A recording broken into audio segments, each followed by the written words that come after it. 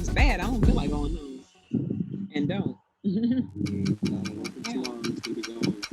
it's supposed to drop. And Amazon is everywhere. It tastes good.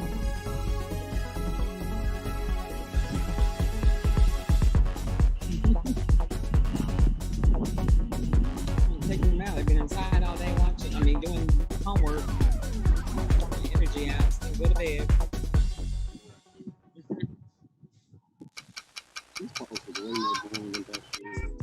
These are the boring. They're too structured. Way too structured.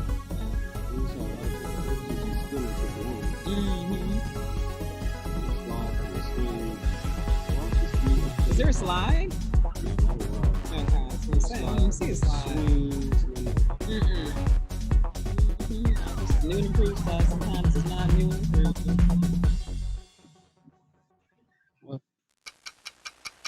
Oh, you ready? I am. All right. Well, hello, everybody. It is Ina Montgomery of Urban Tech, founder and executive director. And this is my lovely show on Thursdays at 5 o'clock on KUAW, a Digi sis in a Digi world. So I'm really taking full advantage of technology. I am outside. So I am on my hotspot on my cell phone, and I am connected, and I am sitting here at a park. Let me just do a little view for you to see. Got some kids in the background here on the playground. They are playing, and I am on Linwood, right next to what is that? Brooklyn and Linwood, right next to Metropolitan Church, a very historic church here in Kansas City. Like I said, technology at its best. So we don't have no wires, don't have to be inside. I'm not wired on the internet. I'm not wired on power, which is actually why we started the show a little early, because I thought I was charging all afternoon, only to find out that I wasn't. So that's the lovely scenic background that you see is the church. And so you may hear some background noise. And so we will be sure to talk loud. And when I say we, I am referring to me. I'm going to move here, and my guest, Kieran, I always forget your last name. This is Kieran Hooker. And he is going to introduce himself to you all, and then I'm going to ask him some questions. Go ahead, sir. Hello, my name is Kieran Hooker, and well, I used to attend Paseo, of course. I just graduated this year. I'm gonna be studying engineering. Sorry, y'all. We got bees. I'll be studying engineering and a little bit of cosmetology. I'll be studying to get my license in barbership, of course. That's about all I have. Okay, but you're working right now as a barber, right? Somewhat, yes. I cut a little bit of hair. I'm starting to get myself a little bit more experience before I actually go into the school, so I won't walk in there with nothing, of course. Right. And I also work at, what is it called, Missouri's Jobs with Voters Action. It's when you go around knock on people's doors to get them to vote. Okay. For the next upcoming votes, they pay pretty good on that too. They pay about $18 an hour to those who want to join. And they're all for armor, but that's all I do. Oh, he does way more than that, you all. He is very talented. He's a dancer. He's in the band. He is very smart academically.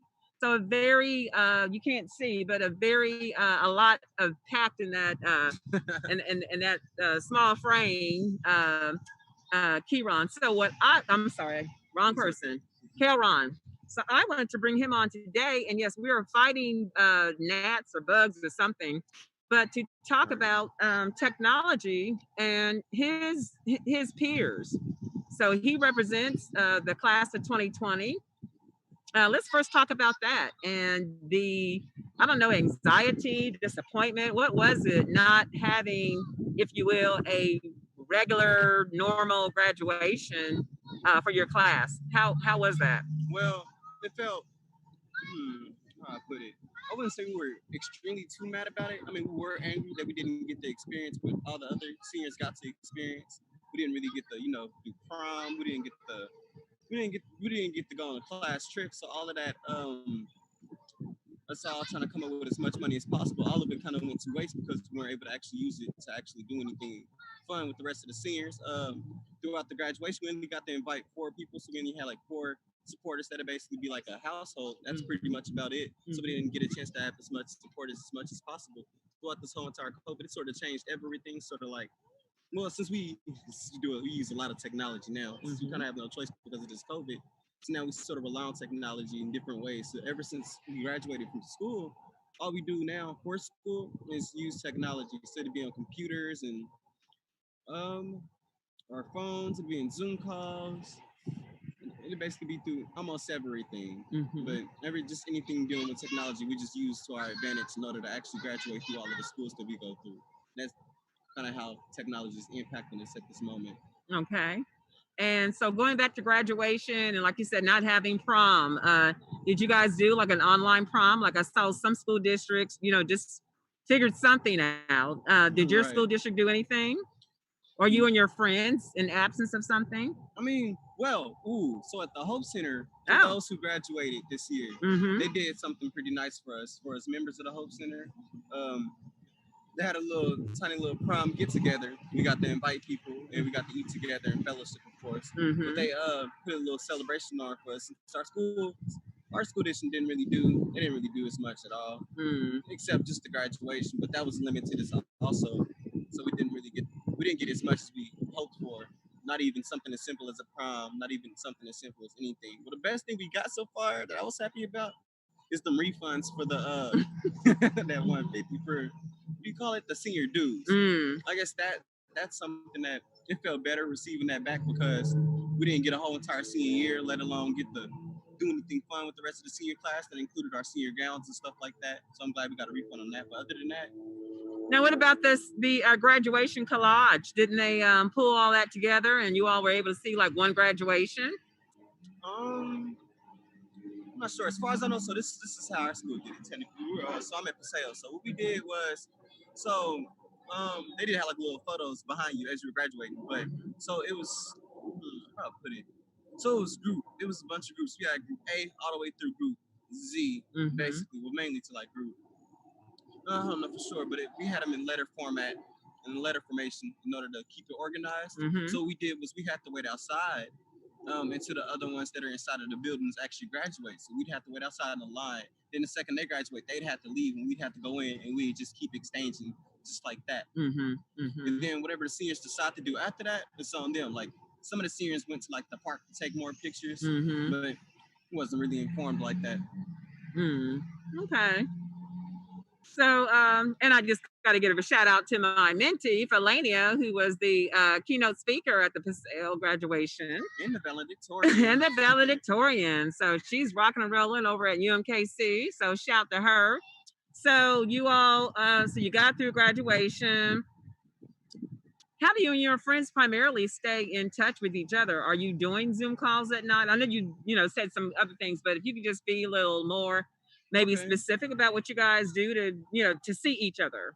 Of course. So we text through certain apps. There's always upcoming apps through social media. Now these apps are mainly, pretty sure whoever invested in these apps now are making a lot of money. So we have things like, let's say, Facebook, Messenger, Zoom, anything we can use to text each other in case of, Wi-Fi not being right or something like that. That's just how we get in contact with each other, through text. Just anything dealing with social media, we just get in contact like that and we stay in contact. How else do we stay in contact? So is it the usual apps like Snapchat? Yes, Snapchat, like you said, Facebook Messenger, Instagram, FaceTime, of course. Right. But just the regular usual, just the rest of our teams. This is what our generation does. We use this to our advantage. Okay. Oh, you are using Microsoft Teams? Like when you have more than one person, are you doing Zoom, or how are you doing when you have more than one person? If we have more than one person, we do something like a whole entire group chat on Messenger. So what I'll do, me and my friends, we'll make a whole entire group chat on Messenger. We call at certain times. Since we all are busy a little bit because everybody's doing a lot of schooling, so we'd have to set up times and schedules to actually talk to each other to keep ourselves motivated and stuff. We push each other as friends. That's what we do, and we just set up times to talk to each other as much as possible. Okay, well, good. So what about like online concerts? I know some artists have given some online you have a favorite rapper or group that you've been following during this pandemic? I mean, not necessarily, but I know how they be how they're doing these concert things, whatever. So most of them, most people like these rappers. What they do is they present their music through live on Instagram. That's what mainly they've been doing in order to keep it safe through the COVID. And some still go on tour and have regular live concerts, but those are like limited to a certain amount of people. Pretty sure they cost more because of this COVID. Right. But it's mainly through lives and stuff like that. You can sometimes you can schedule. Let me see. You can buy tickets online. Okay. Everything's mainly just online in order to get to the concert. So they do either a little bit in person, or they basically do like a music drop online. Okay. Live. Right. What about, is Spotify still around? Are people still following that platform? Our generation, we almost forgot about Spotify. Oh wow. People don't really use Spotify just like that because now we have a lot of updated apps now, and we mainly use original things such as like YouTube, and maybe Audio Max that allows you to download music at the same time listening to it. Right. But when you mentioned paying for a live concert, are people paying to download music to listen to, say, a new single of their favorite artist? Well, usually these artists, whenever they drop any new singles, they mainly drop it on apps that are easy to access to where they don't necessarily have to pay. In order for them to get more and more people to actually listen to it, some people don't have money, but in order the more views they get in general, the more money YouTube actually pays them. So there you drop it on YouTube, SoundCloud, you need these other music apps, and that's how they technically get paid, just by getting a certain amount of clout in general. Right. Man, we got these sirens going, of course, in the middle of our show, so just bear with us. Hopefully you all are able to hear us. I don't know if you can hear the wind, because the wind is definitely blowing. So getting back to the artists, what about local artists? Do you follow any local artists? And if so, are they struggling? How are they doing during this pandemic? Well, throughout this pandemic, I've been trying to keep myself a little bit off of social media, but on just a little bit too. So, this one rapper I follow mainly a lot. I'd say Logic. Everybody knows about Logic. He's local. He's a little bit local. So, he does is, I won't say he's having much of a struggle, but really, rappers, they really find a way to come together and still completely make their music. Right. That's something that they're truly dedicated to, and it's easy to make music. You guys know, it's not so hard. Whenever you gain a certain natural talent, it's not hard to access it, really. So I won't say any of the upcoming rappers are actually struggling or whatever. The only time they be struggling is like actual live concerts, because it takes a lot to get them to have actual live concerts because of this COVID. Yeah. But since they're opening malls and stuff up, I'd say they would still probably let them go through the lives and stuff like that. It really just depends on how the concerts are going and where they are. Right. So you guys are, staying connected through social media, using, Snapchat, Facebook, all the different platforms, YouTube, keeping up with your music. What other ways, other than education, are you guys? Well, I guess you got social education. What about religion? Are you online for your church services? Yes, a little bit. It just depends on where my schedule's at. So we do Zoom calls at 12 o'clock on Sundays. In Macedonia, of course. That's don't receive any info on Bible studies. We don't really have many of the Bible studies.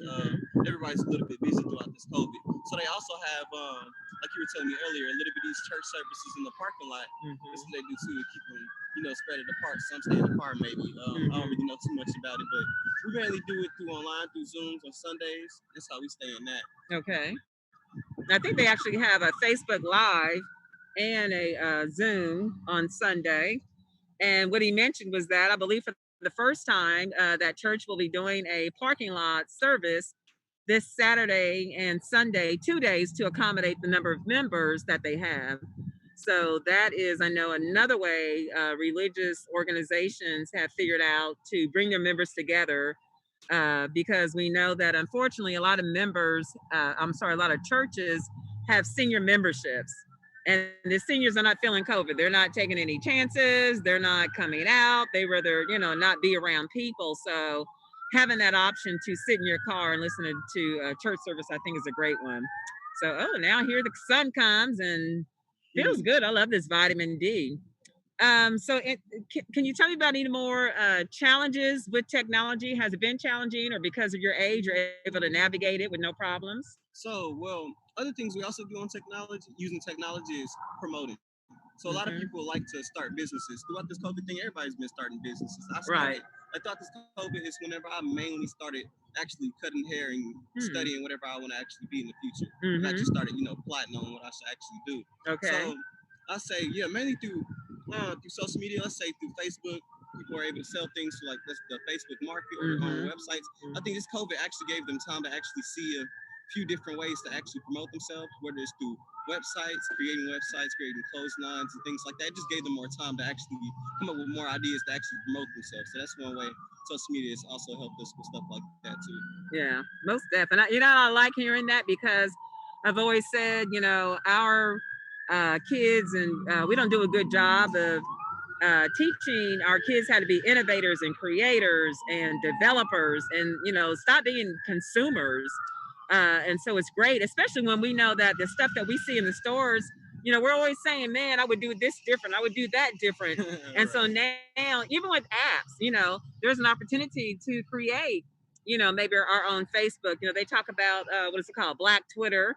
And so even though we have these things that are out there, we always find a way to make it our own or to do our own. So I'm excited and hoping that, people are, doing clotheslines or doing the things, as he mentioned, during this time. I know that's one thing that me and my friends have said, that it's just given us time to do the things that we've always wanted to do. And for some reason, didn't have the time, didn't take the time.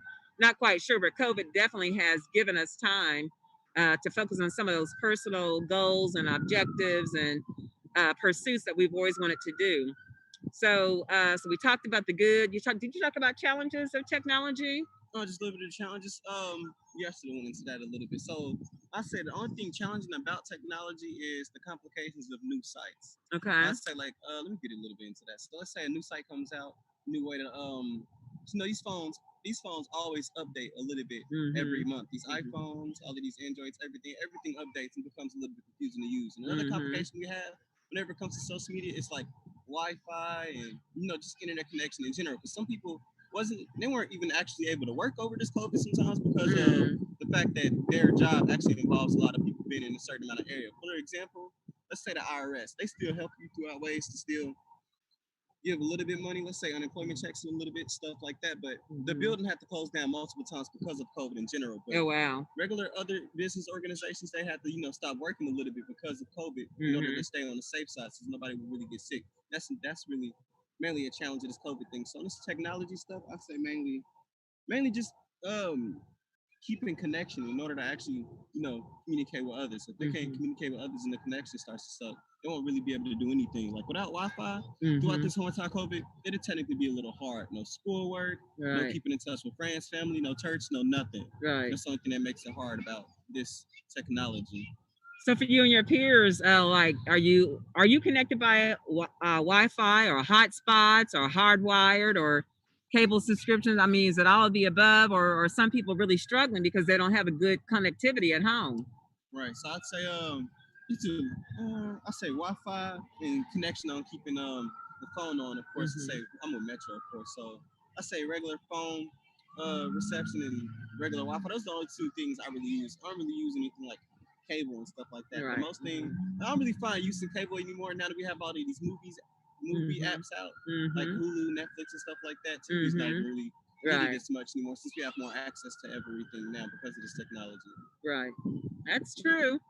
Definitely a lot of options. I know for me, it's definitely a new age. And like I said, here we are sitting in a park outside, no wires anywhere, using my mobile hotspot on my phone and conducting an interview on Facebook Live using OBS software, whatever Mr. Walker is using there with KUAW. And I think he could connect that to his YouTube channel and just all these different platforms and options to use technology. So I can't think of any other questions, Kilron. Am I saying your name right? It's Kelron. It's Kelron. It's both. They go hand in hand. Okay. I'm sorry. Yeah, I see the two E's, and so I apologize for that. So any final comments or thoughts about technology and COVID and suggestions, ideas? What you got? What you got to close this out? I mean, to those that don't specifically have social media or whatever, So, you know, throughout COVID, everybody gets a little bit lazy, so they move around less because I wouldn't necessarily blame technologies, but I blame the fact that we technically rely on it as hard as we do now because of this COVID. So I say stay active, stay fit, keep your body healthy because nobody want to die early. You got to survive as much as possible. Yeah, that's true. So still keep yourself active no matter how much technology you come across. Because I'm pretty sure technology is going to be the main thing you're going to be using in order to do schoolwork and stuff like that. And technology is needed. If you don't have any, you can still contact services like I think Xfinity and T-Mobile. They're making ways to where people that still need to do their schoolwork, they're still making ways for them to come up with certain deals in order to actually get like the Wi-Fi connection. Okay. You know, the most of the schools in the district are actually coming out with like Wi-Fi boxes, making it easier for the kids to actually do the work. But I would just say just keep up your game on everything you're doing and stay active so you can, you know, the muscles that you don't use, you technically lose. So that's about it. That's all I can say. All right. No, that's good. Some closing words. In fact, if I think about it, I did a presentation last weekend on the technology of fitness. And so that was talking about, you know, the Peloton machine. You can do online yoga. There are smart scales now that you can connect with your mobile apps on your cell phone. And so if you want to, you know, keep up with your weight, keep up with the calories you're burning, you can do that with your smart scale. So you have like one stop, if you will, on your fitness. There's online Tai Chi. There's just online everything. So there's no reason, as you're saying, for people to not be active. And the good thing is what? You can do it at your house. So you can put your workout clothes still at your house, still keep moving, still be active. And you definitely can enjoy a great day like today, because I'm going to get out here and lace up here and put my tennis shoes on and try to get in a couple of miles on the pavement. But yeah, so that's it. That's about it. Just remember, muscles that you don't use, you lose. I like that. I like that. There it is. All right. So those are our closing words, you all. Thank you for joining us here outside at the park on Brooklyn and Linwood in front of the historic Metropolitan Church. One last final view.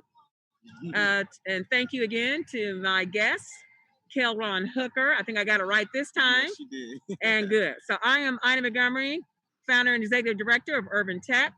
I am a Digi sis in a Digi world. Signing off until next Thursday. Y'all be careful out there.